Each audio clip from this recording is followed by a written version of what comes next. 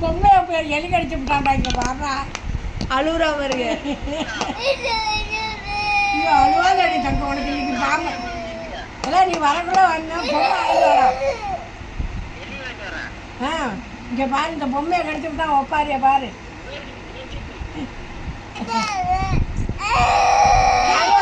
சரிடா டேய், இது ஸ்டாக்ல வச்சிருப்பியாடா நீ ஆளுக்கு. அழுவாத இன்னைக்கு வாங்கிக்குவான். எலி கடிச்சு விட்டாண்டா பொம்மையை இங்கே வர ஒப்பாரி.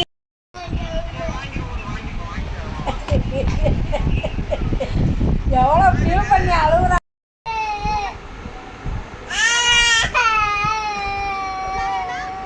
அவனோட பொம்மையை